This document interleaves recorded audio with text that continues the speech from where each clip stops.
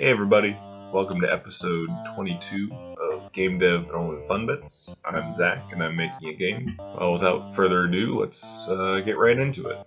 So, this week the biggest thing I worked on was a partial ground generation system. So previously, to generate ground between segments, I had to do it in a batch with everything. So it would do the whole scene and analyze everything and generate ground where it wasn't needed. When you're editing in game, when not the entire scene is loaded, I need to just generate everything around a node I specify. Like, okay, regenerate the ground for this node. And also it needs to respect previously generated grounds and invalidate grounds that have been modified. So if I have an area and I put a street through the middle of it, I need to delete that ground and then generate two grounds on either side of that street.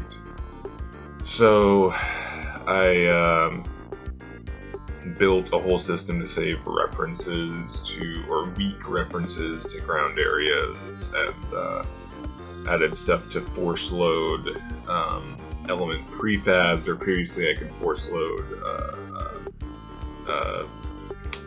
nodes and segments and patches, but element prefabs, there was some special cases that made it a little more difficult.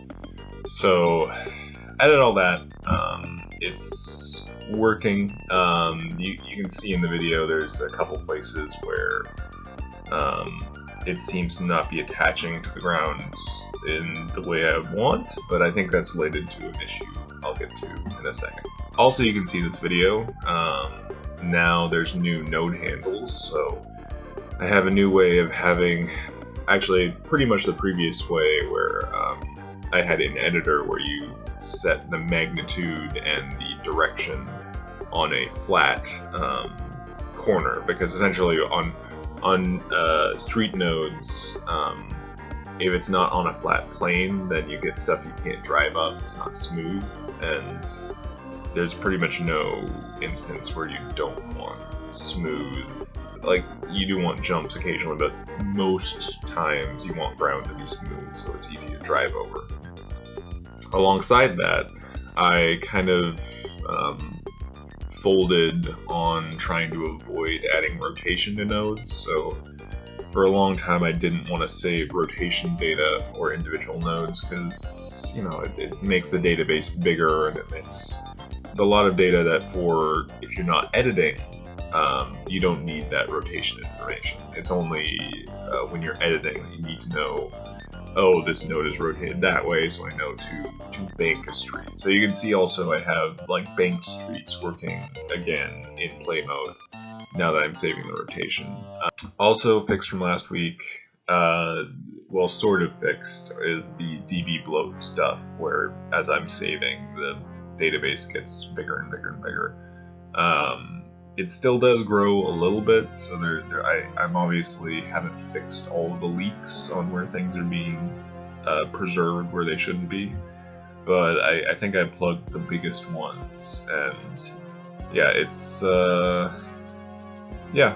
better. It's not growing as fast, and it's something that I can work around for now. And then also I just did a lot of quality of life changes, so simplified a lot of the extrusion and connection stuff to automatically add street elements, simplified some of my GUI stuff. There's also a GUI for the meta street nodes. And yeah, it's getting to the point where it's pretty easy to edit the streets. Like, in this video, I've added quite a few more circuits and that sort of thing. Yeah, I think it's getting very usable, and as I said last week, I think that target of end of next month is still well within reach. I think it's feeling pretty good, other than the obvious bugs that I'll get into now.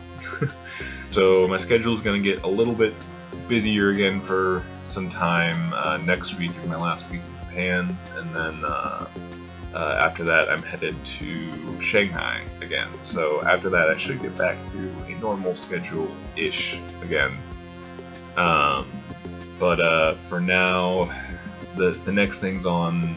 You can sort of see in this video, I think, there's some issues with generation with things not sticking to edges, and I think that's also related to my street edge manifolds are being cleared, so they're not being saved, so you can see a lot of times things will generate without textures. A lot of these just kind of small, they feel like edge cases because they don't happen all the time. It seems to be under certain conditions when I do certain things, elements are not being cleaned up, and elements are settings on the nodes and segments are being lost. So need to figure that out. And then the other big thing is I've had it for a while. The car ground detection has been broken. So you can kind of see, or you've seen in the past, the bike is floaty, very floaty, because it doesn't really know when it's on the ground or not.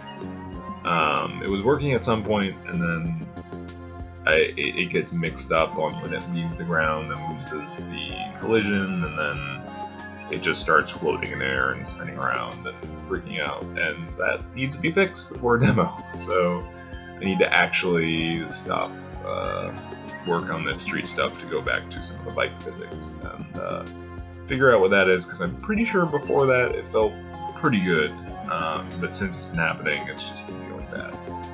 And the last thing is a lot of these edit changes have been changing my performance, so you can see things chug when elements are loaded and unloaded. You can kind of see it chugs for a second. I mean, I know what section it's in, like, because it didn't do that before, so it has to be this edit widget stuff.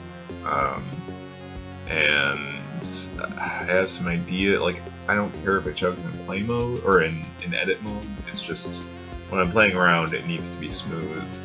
But yeah, that's all for now. I'll see you guys in probably a couple weeks, probably.